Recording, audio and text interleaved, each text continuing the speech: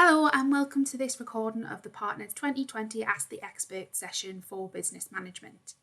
This session was hosted by Jen Simpson, careers consultant at Newcastle University Business School, and she was joined by guests Raveena Kandola, People's Graduate at Sage, Louise Hill, Regional Business Partner at UPS, and Dean Benson, CEO of Visualsoft.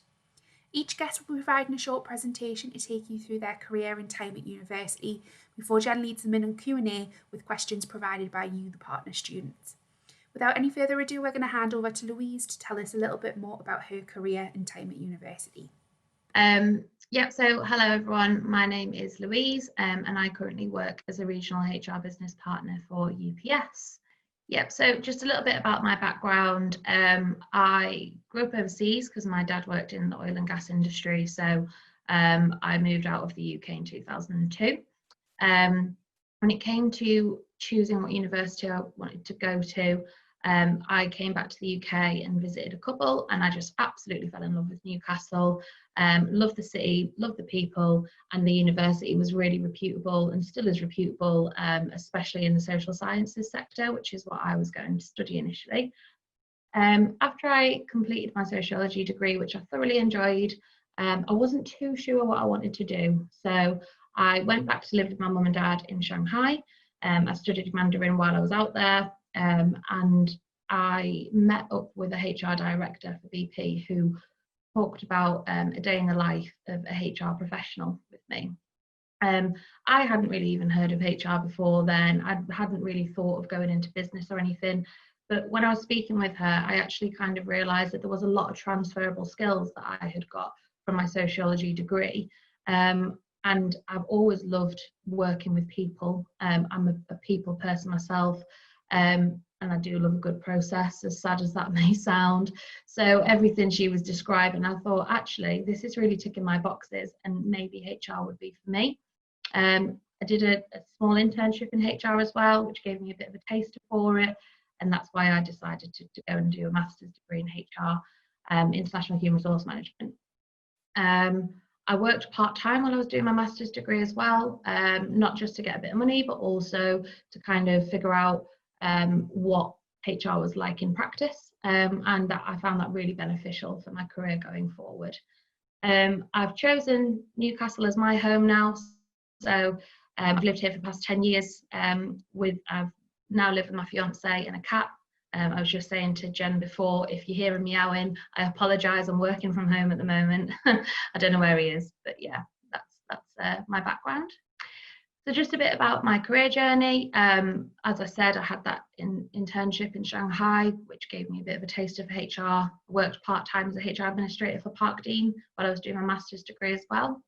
As you can see, I have had quite a few jobs over the last 6 years.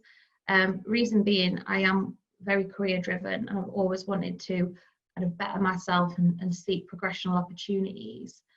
For that reason, I have taken on maternity cover roles, I've taken on fixed term contracts, just with every step of getting up the career ladder for me. I would see every interview as a learning experience as well. So please don't feel like you're getting pushed back if you don't get successful with an interview. I can't even count the number of interviews I've had. Just see every single one as a learning experience. There's a famous saying in Newcastle, shy bairns getting out. So if you don't try in life, you won't know what you're capable of doing. And that is the motto that I kind of live by as well. I've worked across a wide range of sectors, from education to engineering. Each one is very different. So that's another thing that I would say is, when you are kind of coming to find a job for yourself, do your research, have a look and see kind of what turns you on about the different sectors and the different industries that you could go into, because each one is very, very different.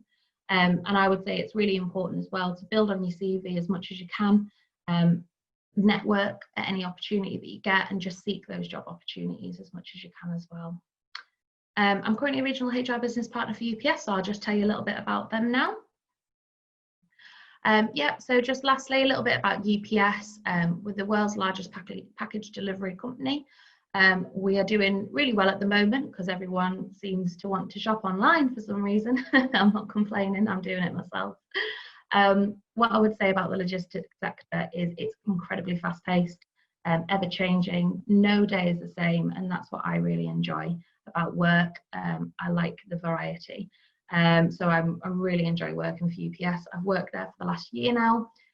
No day is the same, as cliche as that might sound. I never know what I'm going to find in my inbox on a Monday morning, but I do enjoy that a lot. My goal is to grow with UPS, grow with the company, and I would quite like to get an expat posting myself at some point in the future. That's all from me for now. If anybody does have any questions later on, I'm more than happy to answer them. That's been brilliant. Thank you very much, Louise. Raveena, is it all right if we come to you next? Yeah, that's perfect. Thank you. We'll dive into a bit about Sage, a bit of background on the company, and then my current role at Sage as well. So I first started studying business management with a placement year at Newcastle University. So a sandwich course, which I undertook a year in industry, which was at Hayes Recruitment Services. So I always kind of thought I wanted to go down the HR and recruitment route. So I applied for placement at Hayes in central London and luckily got the role. And it was a great year where I learned a lot, including how much I actually despised the sales type of industry and recruitment side of things. But my main role was specifically recruiting for the public sector. So I worked quite closely with higher education, Transport for London, and I was recruiting HR professionals in those industries. And I guess that's where my kind of passion for HR really took off, really. And then I came back to Newcastle to complete my final year at Newcastle Uni, and then spent that kind of year after completing temporary employment for HR. I just kind of really wanted to get experience in human resources, and just took on temporary contracts while still applying to graduate schemes. So it's obviously a really competitive market, so it's hard to kind of get on a grad scheme. So I was really pleased when I got offered the grad scheme for Sage. So I currently operate within the people function, and I look after our colleagues in both Ireland and the UK. And with Sage, we also have the option to do Sage Foundation, which is our charity. And I am currently, through the Sage Foundation scheme, a mentor for the Girls Network as well, where I look after 13 to 14-year-old girls across the Northeast and just mentor them once every month, just on like schoolwork or any type of, help them with any type of issues they might have. So all about Sage. So Sage actually began as a startup company. It was founded by David Goldman in 1981. And then in 1999, we reached the FTSE 100 company, and we're still actually classed as FTSE 100 still today. And basically, David Goldman, when he set up Sage, he wanted to automate the accounting processes in his own business.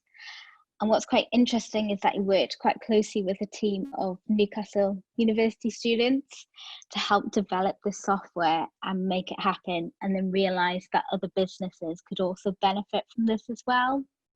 So we are currently leading in accounting and payroll software, and we have about 13,200 employees serving over 3 million customers.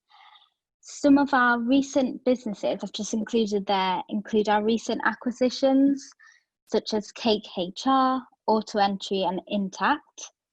And our more noticeable product that we currently have is Sage Business Cloud, which was launched in 2018.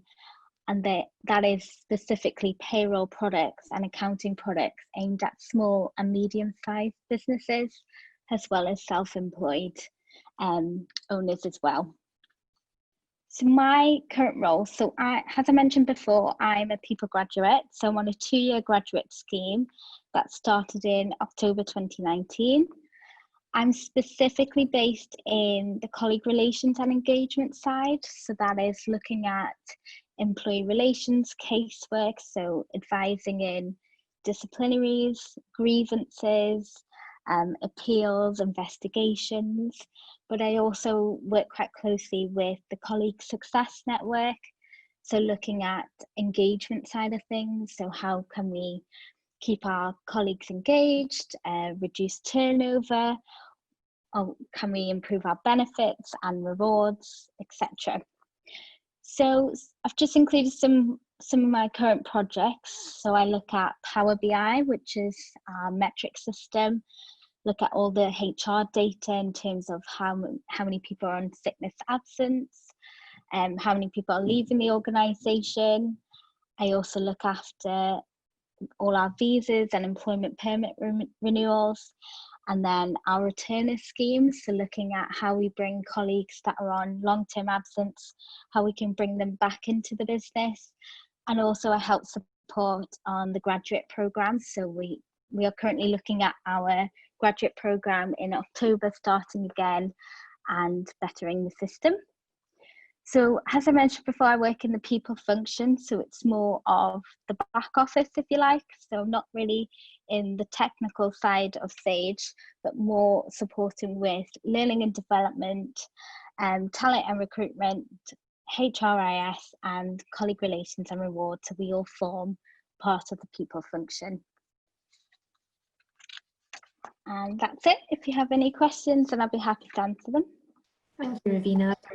So that brings us to Dean, who has a slightly different background. Thanks, Jennifer, and thank you for asking me to say a few words as well.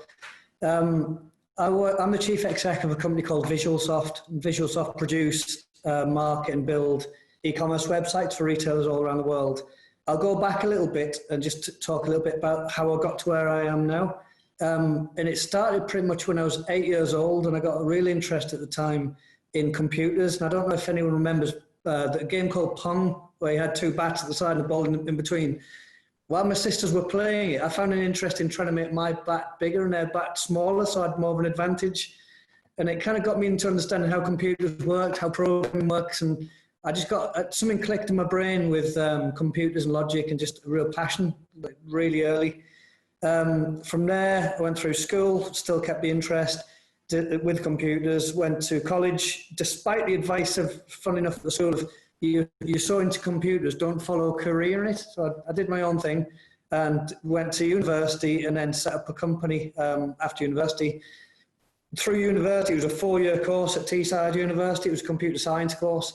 And my third year was a year placement over at ICI. When I finished, I got a job at ICI, but they were only recruiting consultants, which meant I had to set up a limited company, had to become VAT registered. And the government, being as useful and helpful as you always are, brought out something called IR35, which basically meant if you'd only had one client, you were treated for tax purposes as an employee. So it kind of gave me the kick up the backside to take on more clients, and more clients quite quickly became a company. Moving forwards from that, Visualsoft was founded in, or started it back in 1998, October of 98, which was a month, funny enough, after Google started. It was back in the day of dial-up modems. Again, I don't know if I'm showing my age here, but made a horrible squawking noise, and the internet wasn't available at all times. In 98, the internet was described as a fad, and people weren't sure if it was just a new techie thing that's going to come and go, but thankfully, touch wood, it still is. I'm growing. So yeah, rolling forwards, we now have, been at Visualsoft since day one, still with Visualsoft now 22 years later. We've got a team of 281 staff across Stockton, Newcastle, Manchester and Dubai as well. We've got about 1,000, just over 1,000 websites that were built. And combined, because they're online shops, combined turnover of all of the shops of just over £1 billion. Which represents about 1.2% of all UK e-commerce websites. So when you're shopping online, you've got about a 1 in 100 chance of shopping on one of the websites that Visualsoft's built and helps market for our clients. Yeah, that's my background. I'm very happy to answer any questions. Thanks very much, Dean. I suspect all of your LinkedIn profiles are going to blow up slightly after this with views and what have you, so just be prepared. Thank you to Louise, Dean and Raveena for those presentations. We hope you found them useful and insightful. We now move into the Q&A portion of the session, and Jen will be leading our guests through some questions that were submitted by you, the partner students. I'll get us started. So you're all obviously have been through university, some more recent than others, but just it would be really good to understand a little bit about how conscious you were of forging a career throughout your studies. How much in reality was that something you were consciously working towards? And I don't want to set you up and say, oh, this was something I thought about every single day, but it would just be really good to know, in reality, when you're studying, were you thinking about that? And if so, were you making conscious decisions on how to develop your career or how to put next steps in place? And I guess I'll start with Louise on this one, if that's all right. Yeah, absolutely. So when I was doing my sociology degree, I would say in first and second year, no, not at all. I was very much focused on the social side of university. I just thought it was great. I was really enjoying myself. I was still getting good grades because I was still working hard and applying myself. But when it came to the career element of it, I was thinking, I don't know what I want to do here. Everyone was saying, oh, you're doing sociology, so you're going to do social work. And I didn't want to do social work. So it was only when I got to third year that I actually started visiting the career development sector in Newcastle University, the advisors that they can give you, and just said, you know, kind of what do I do here? I'm not too sure what I want to do. And they advised me to build my CV, put everything in that you've done, and then focus on transferable skills rather than the actual specific modules themselves that I was doing. And I found that to be very useful. And I think, as I said in my presentation, that was how I came into HR, with those transferable skills from my degree, rather than the specific content of it, if that makes sense. So yeah, that's how I found it. Fantastic, thank you. Raveena, can I come to you next on the same question, please? Yeah, so I think mine's similar to Louise in the first year, that I didn't really think about it as much. But I think for me, it personally clicked after placement year. So in second year, when you're kind of trying to apply for placements, I was like, okay, I need to think about my future steps, what I want to kind of do. And then luckily landed the year in industry at Hayes, and I think it clicked for me then that I quite liked human resources and this is what I want to do. I've met all these industry experts in it, and now I want to kind of give it a go. So then once I came back from that year in industry, I think I was a lot more motivated in terms of my next steps and just trying to get there, because I've seen where I could potentially go with my career. So I think that was it for me. Thanks, Raveena. And about yourself? It was pretty clear, I think, right away. You heard the words I said at the start. It was pretty clear. Two things I enjoy is technology and business. So even right the way through university, I was setting businesses up and doing things like with 24 hours that the day gives us, and working hard, studying and learning theory and computer science theoretical, and then applying it to business. So the third year, like Raveena just said there, the third year was really good in terms of getting me in industry, seeing that I do enjoy working in a business and do enjoy worked at ICI at the time. The only challenge I found in ICI and with the gap year was I wanted to be my own boss. I wanted to be my own company. I felt I was too small a part of a huge company. I couldn't make enough impact. So that's why quite quickly I set the company up. Yeah, no, I can see that. And I noticed that all three of you have been involved in the placement route. Obviously, in Newcastle, we encourage the majority of our students to undertake what we call an intercalating year, which is typically between your final year and your second, I guess it's the third year, of maybe doing something for 12 months within the working sector, whether you stick to it or not, or move on to something else. We think it's really important to do that. Can I focus a little bit on how you prepared for that? Because obviously it's a very competitive world out there. A lot of the placements are in high demand. Louise, can I come to you and ask a little bit about how to recall the sort of process and the run up to that and how you manage that? Yeah, so I didn't actually do a placement. I finished my degree and then I did kind of a gap year post bachelor's. Sorry, apologies. Yeah. No, but I can talk about that year if you want and how I came on to doing the masters.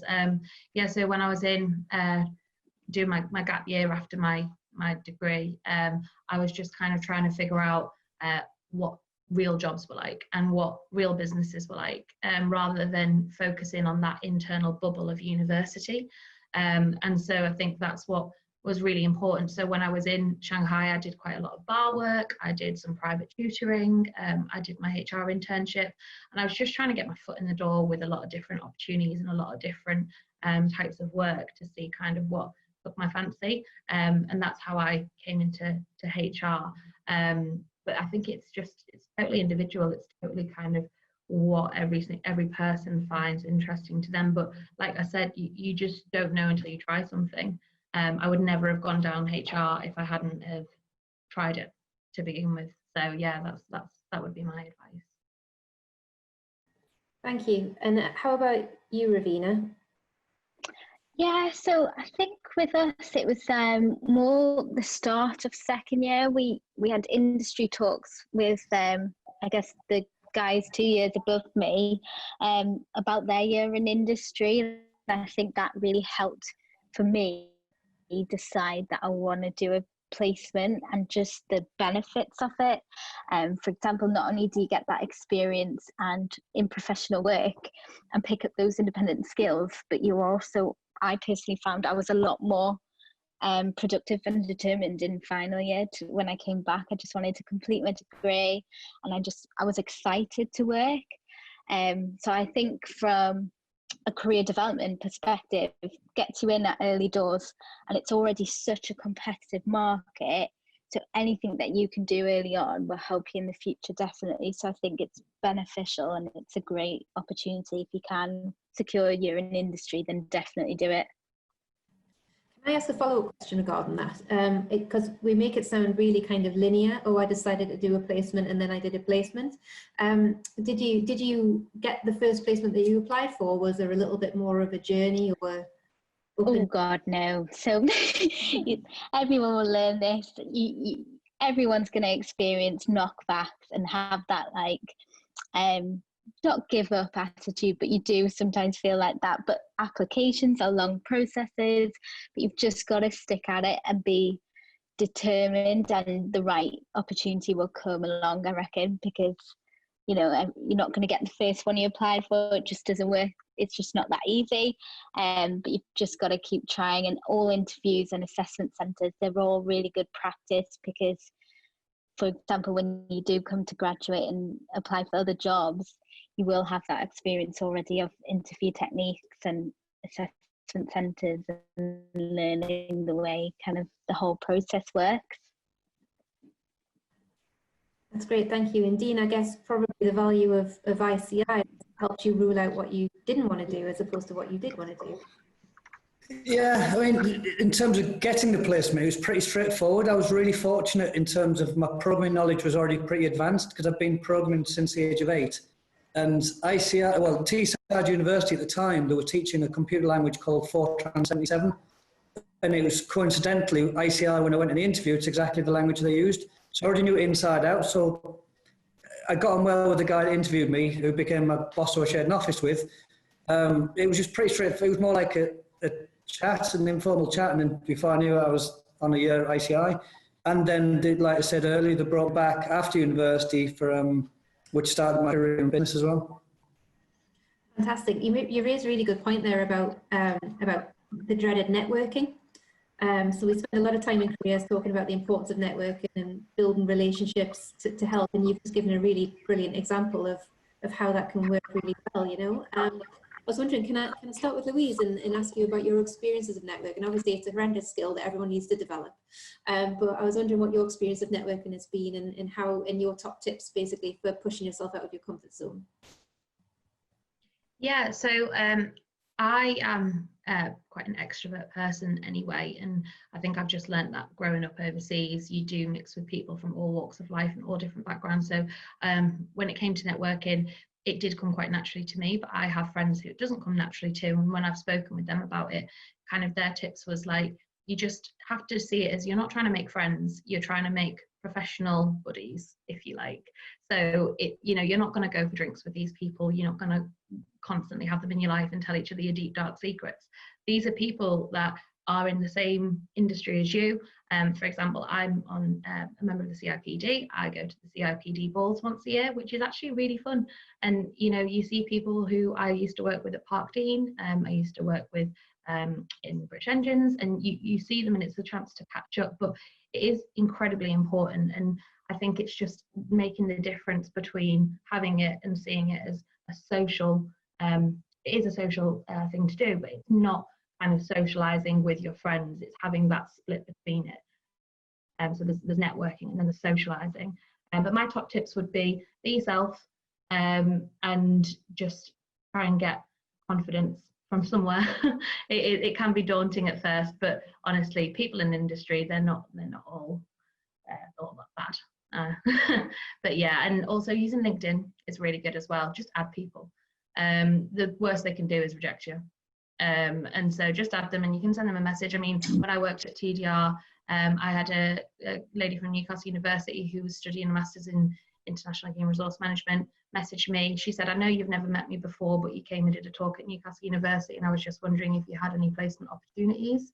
And she actually used to come to TDR once a week, and I put together a bespoke little course for her for mentoring and teaching her kind of the basics of HR and everything. So she would never have had that opportunity, and I would never even thought of doing that had she not messaged me on LinkedIn.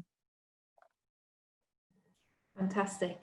I should also point out as well, for those of us joining us in September, we also have a bit of a LinkedIn for the university, which is called NCL Spark. You'll hear us talking a lot about that. We are big believers in the power of the alumni network. It's a fantastic way to meet alumni, not just in this country, but all over the world as well. So you'll hear a lot more about that in the coming months, no doubt. Raveena, how about you in terms of networking? Is it something that comes easily to you? I think it's something that's definitely become easier as it's become more developed, and now that I'm a lot older. But I do remember my kind of like first and second year of uni, it's nerve-wracking and daunting going to these kind of social, I don't know, drinks evenings or coffee mornings. But I think you've just got to go in with an open mind. You're not going to know who you're going to meet, and they might open doors for you or give you an insight into a career that you didn't even think of. So I'd say they are really useful events, and just connect with anyone everywhere. You never know when you're going to need them. And I guess, Dean, in an enterprise the size of Visualsoft, you must have done your fair share of networking events. Yeah, two things fill me with dread: networking and black tie events. So, I think there's so many ones out there. My advice would be just to try and find ones that you can really engage with. So if you accepted every invite, there's probably not enough hours in the day. You just got to work out what you're going to get value from. Have a bit of a battle plan before you go in somewhere. Relax and have fun. Enjoy yourself, because I think Louise and Raveena were saying, people are good-hearted people. So if you go into it with an open mind, have fun, enjoy yourself. Fantastic, thank you for that. And while we're there, obviously you've been in business, a lot of years now, and it's a real success story. But within that, I know that there have been a lot of ups and downs since 1998. Obviously, the 2008 crash, what we're going through at the moment. I was wondering if I could ask you, Dean, a little bit about resilience, because obviously it's not, a successful career is really. So I was just wondering if you could shed some light on your approach to resilience and in maintaining a positive outlook. Yeah, so I mean, it's part of business, isn't it? I guess you try 10 things, 9 of them fail and 1 works, and you move on to the next. So I guess I've become a little bit numb to it in a strange sense. And being in technology, things change daily. So we can wake up tomorrow and Google bring out a new update, and we've got to adapt quickly. So agility and being able to try and fail are things that just did ultimately part of my DNA, I guess, within business. So as long as you know your trajectory and where you're starting from, where you're trying to get to, and you set your path, and it never feels like a failure. It just feels like a stepping stone to get to where you need to get to. Thank you. And coming to you, Louise, what are your feelings on that resilience piece? Yeah, so kind of I have had a few knockbacks over my career. I've been on the sharp end of HR myself with redundancies. So I think, at first it does suck and it is rubbish, and you do have a week where you kind of on the couch eating ice cream, feeling sorry for yourself, but then you've just got to pick yourself back up and go, right, well, what am I doing now? Let's have a look at my CV again. And that's where the networking came into it again for me. I had made social networks through the industry with HR recruiters, and I actually got in touch with them, and they did help me out a lot. But like I said in my presentation as well, if you take every single interview knocked back as a negative experience, you just don't learn, and you feel even more anxious about the next one and the next one after that. So it is just kind of changing your mindset with things. It's way easier said than done though, and I do appreciate that. I think if I was talking to 18-year-old me saying this, I would be going, shut up, you don't know how rubbish it is. But yeah, it is, but you do have to change your mindset, and I think you learn resilience. You can't just learn it. And how about yourself, Raveena? I would just say kind of it's like upsetting when you go for a job and you don't get the job, but just take on board the feedback. They're obviously giving you feedback for a reason. So whatever you can improve on, I would say like take it in a positive stance. It'll help you for the future. That obviously that was probably not the right role, but it doesn't mean the right role's not coming up. Absolutely. It's also worth as well a little bit of a pitch for the career service. We're absolutely here to support as well. We see people at their absolute best and having their worst days as well. So always remember you've got somebody you can kind of reach out to there. I'm gonna delve into some questions that have been submitted by some of our students. So brace yourselves. I'm going to start with a question from Alexander, who's asked, "What's the best and worst career decision you've ever made?" And I'm gonna start with Dean on this one, please. Oh God, I've been put on the spot. I'm not so career decisions. I go back to what I said at the start, where in school my careers advisor said don't go in computers. So the best decision I took was to ignore the advice I was given. And I think you know this, when you know what you believe in, you know what you enjoy, and you know what your path and destiny looks like, you just got to, it sounds a bit cliche and a bit cringeworthy, but you've got to follow where your destiny takes you and believe in yourself, and like you say earlier, don't get knocked back by stuff. So I can't think of specifics, but everything feels like a chapter of a book. So when you go for an interview, you get a job, you don't get the job, you've just got to almost treat it like it's part of the journey and then enjoy and embrace it. That's great, thank you. Louise, we'll come to you. What's the best and worst career decision that you've made so far? First of all, great question. Yeah, so I would say my best decision, and I'm not being biased, it is the honest truth, was coming to UPS. Reason being, I had an opportunity, there was two opportunities for me to choose from. There was UPS and there was to stay within the education sector. I wasn't enjoying public sector as it was, and I think choosing UPS has definitely been my best career decision. I'm operating at a much more senior level than I ever thought I was capable of doing. Every day really is a school day for me, and I just have a really great boss and a really great team. So I just really enjoy working for this company. My worst decision was quite a knee-jerk decision. I was made redundant a few years ago, and I wanted to come back to Newcastle to live with my partner, and I took the very first job that I got offered. I didn't wait around, I didn't interview more. I interviewed and I got the job and I took it. And it was a step back. It was more of an admin role for me. So I actually didn't stick it out very long there. And I think in hindsight, I probably messed them around a little bit. I was messing myself around a little bit. And if I'd have just waited that bit longer and been a bit more patient and interviewed for a bit more roles and actually done a bit more research into what I was wanting to do, I wouldn't have had to do that. So yeah, I think that's mine. Thank you for that. That was a great answer. And how about you, Raveena? So I'd say the best career decision I've made to date so far would probably be my persistence with Sage.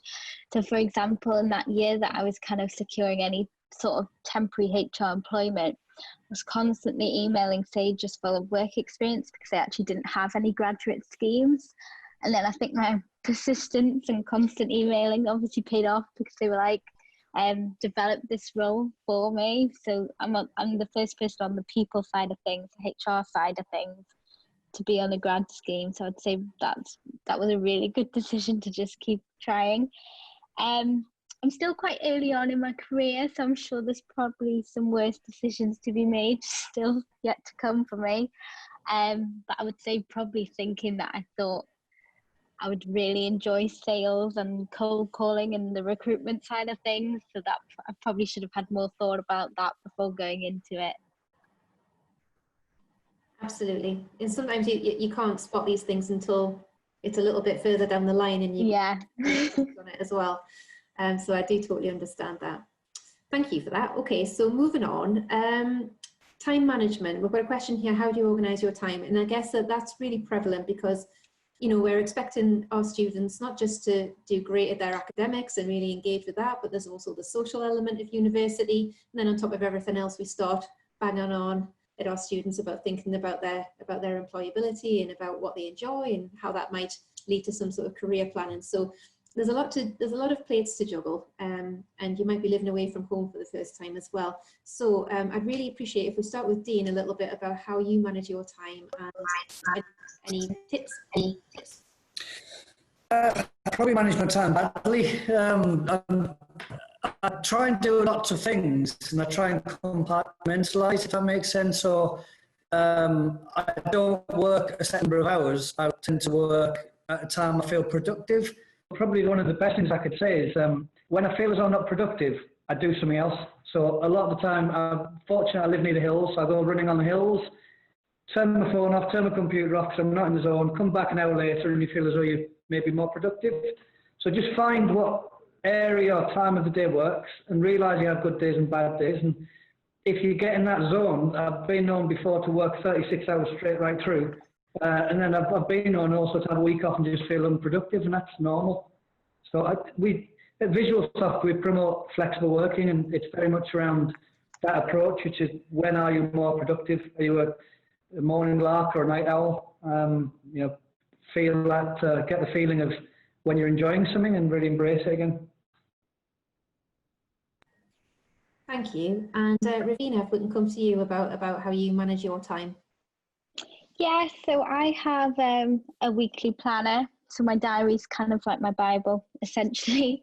I have to have it. I'm quite an organised person. So for me, I need stuff to be organised. I need to know what meetings I've got.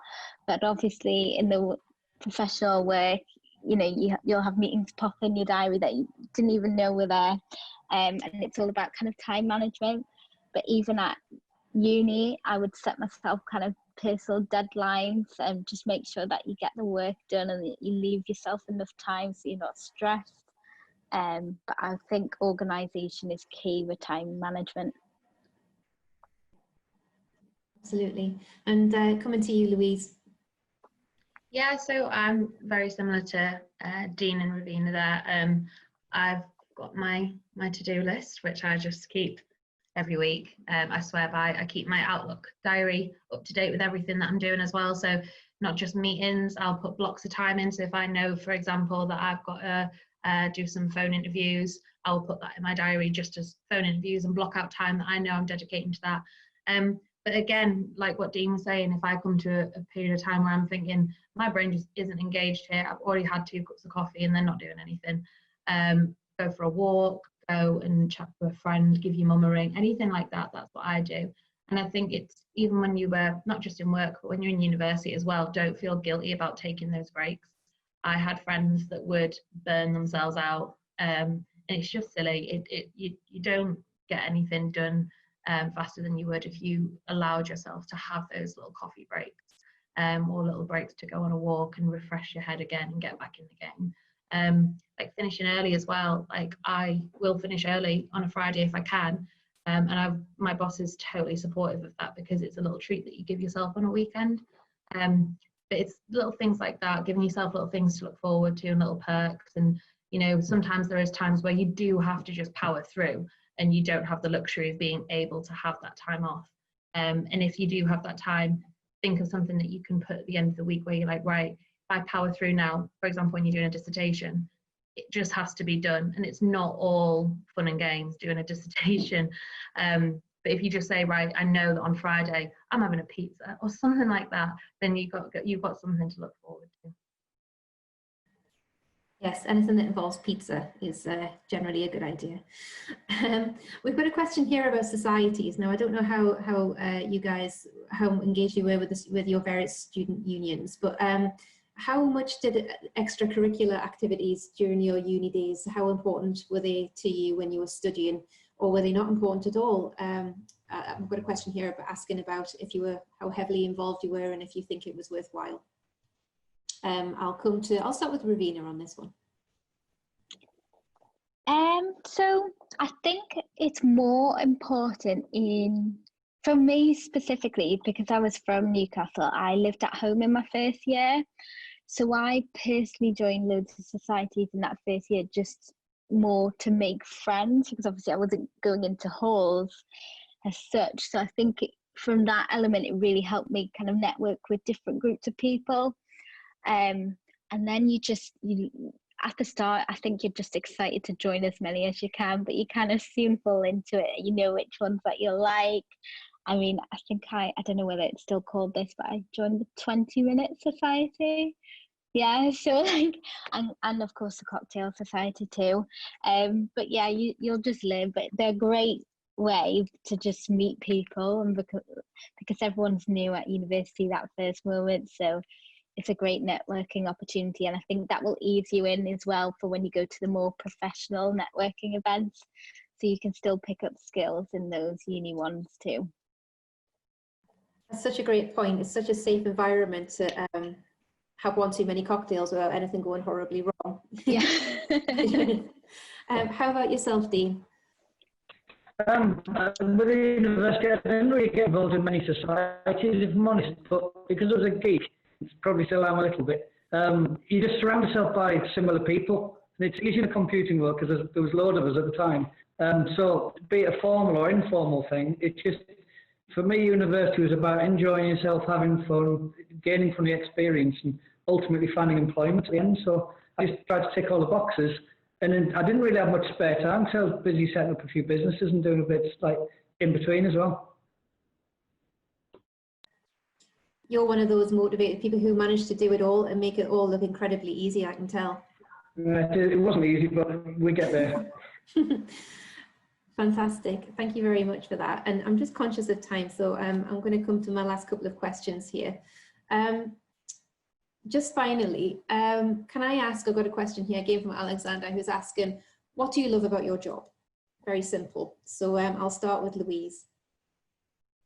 Yeah, so no day is the same for me. I just really enjoy variety and diversity in anything that I do. I have had jobs in the past where you can get into a little bit of a rut and you do work in a 9 to 5 and it's the same thing every day. But with the job that I'm in at the moment, I have so much variety in my role, and that's why I really enjoy it. Thank you.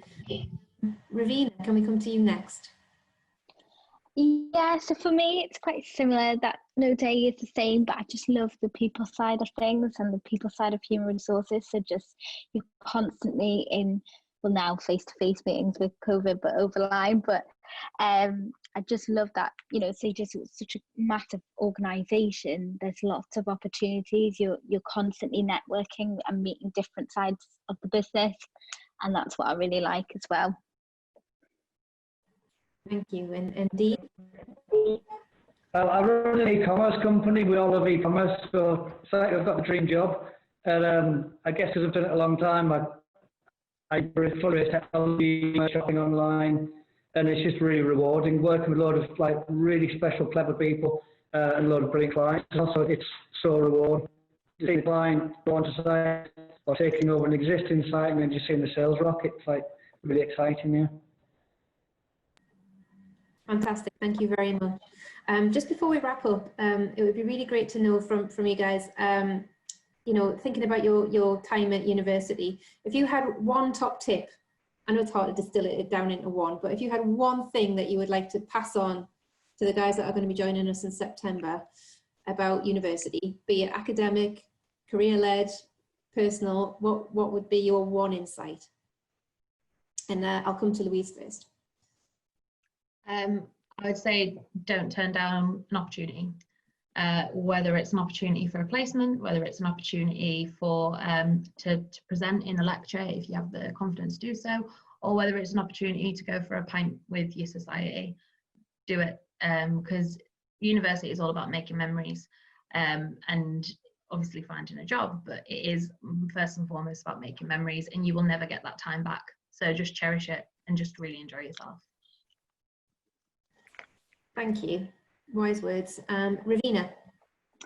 I would say enjoy every minute. So if you're thinking in, you know, first year, oh, you've got ages, like, you know, you don't finish uni until like 3-4 years, trust me, it flies by. And I was one of those people that was thinking, oh my God, we've got what, 3 more years of exams and stuff. No, it flies by. So enjoy every minute. And I will say, if you get the option to do a consultancy project instead of dissertation, definitely do a consultancy project. It was honestly the best thing ever. And you also get that industry experience as well. Fantastic, thank you. And we'll have the last word from Dean.